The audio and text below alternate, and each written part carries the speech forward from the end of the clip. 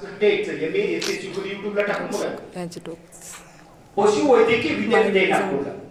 Government महाराष्ट्रामध्ये 5च college आहे गव्हर्नमेंटचे. बरं काय, तुम्हाला इकडे नागपूर आहे, उदगीरला आहे, परभणीला आहे, मुंबईला आहे, खूप जागा कमी असतात. वेटरनरी नाव ऐकलंय का तुम्ही? तुमच्या तालुक्याला अधिकारी असतात बा, पशुवैद्यकीय अधिकारी.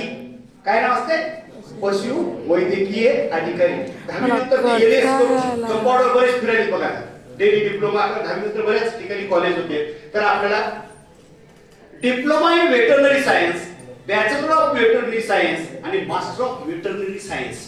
आजकाल आता बघा गाई, म्हशी, कुत्रे, मांजरे खूप पाळालेत ना लोक, बघताय ना. तर यांचे सुद्धा दिवस चांगले आले. तर वेटरनरी मध्ये राजस्थानमध्ये मॅनेजमेंट कोट्यामध्ये जाता येतं तुम्हाला.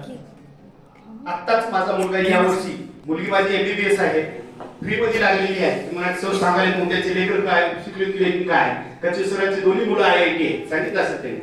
माझी मुलगी फ्री मध्ये, पहिल्या वर्षीपासूनच तिचं मेडिकलचं टार्गेट होतं. फ्री मध्ये 620 मार्क घेऊन मुंबईला कुपर हॉस्पिटलला फ्री मध्ये नंबर लागलेला आहे. आणि मुलांनी थोडं सतवलं.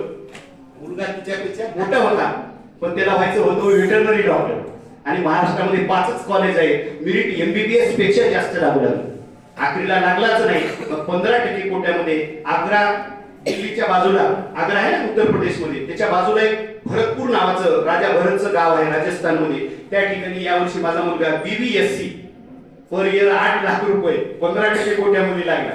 म्हणून हे पैसे घालायचे नसतील तर महाराष्ट्रामध्ये नंबर लावण्याचं, कोणाला जनावरांचं जर डॉक्टर व्हायचं असेल तर त्यांनी चांगला प्रयत्न करावा. MAFSU नाव लिहितो मॅडम. मी हे PPT देतो तुम्हाला.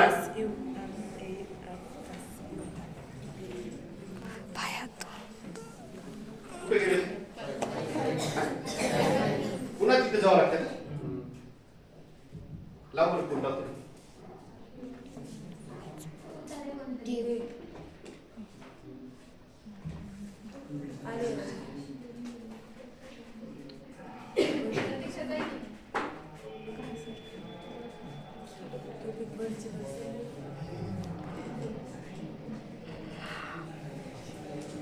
बघूया आपण. पुढे थोड्याच PPT आहे, बोलूया आपण.